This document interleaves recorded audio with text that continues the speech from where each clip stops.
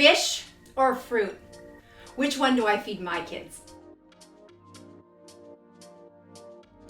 I actually didn't even have a piece of fruit in my whole house to record this, but I had a stack of sardines. This fight has been going on for a while in our house. I stopped buying the fruit when I understood what it was doing to my body and my kids. When I pointed out to my kids that fruit was a bit evil the way we eat it today, and I compared it to the fish that used to be eaten hundreds of years ago, they fought back.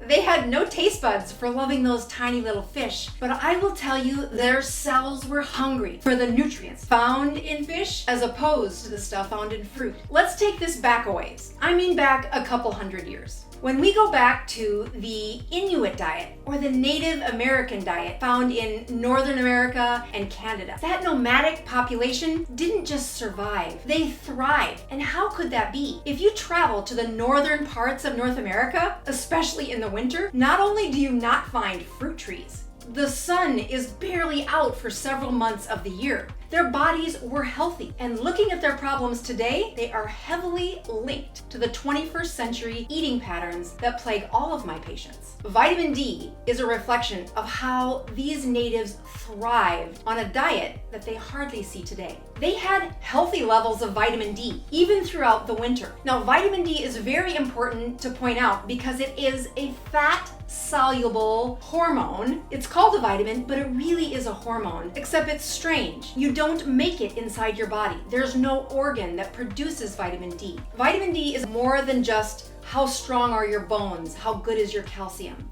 The winter months are dark most of the time, so they couldn't rely on the sunlight to get that vitamin D. They had to rely on those high fatty foods to deliver vitamin D. They found it in that buffalo meat packed in fat, and they found it in those tiny little fish with, again, lots of fat.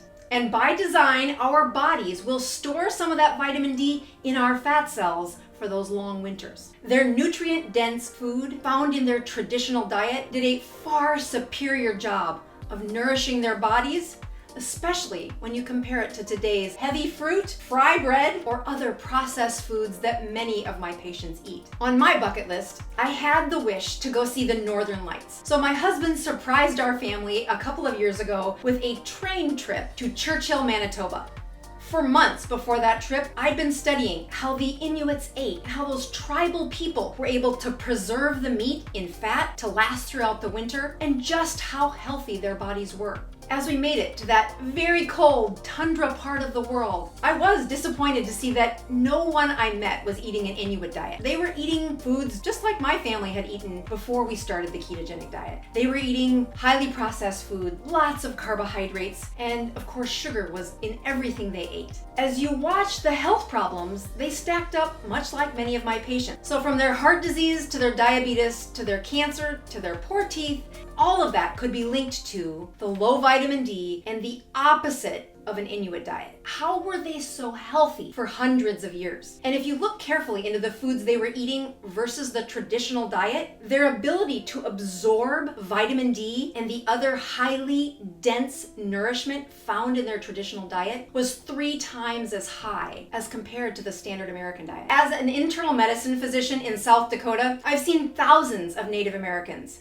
and they struggle with major 21st century problems because they eat a 21st century diet and not a traditional diet. Their traditional diet was high fatty meat. Their diet hundreds of years ago looks very similar to a carnivore diet today. When I see Native Americans who are struggling from the 21st century problems, before I write the prescriptions that will help them with their high blood pressure, cholesterol, and diabetes, I first offer them a ketogenic diet, one that's a native diet to their history. Only after they've thrown out the fry bread, got rid of the processed carbs, and lowered their carbohydrates to 20 will those chronic problems that are rapidly aging their bodies rush away, and a flood of improved vitamin D, improved energy. Their brains wake up in a way that is so rewarding, and improved metabolism reward them. And they get off many of the medications they present with. This return of health is further rewarded as they stay on that carnivore diet for months and even years. So when my kids ask, what's for supper?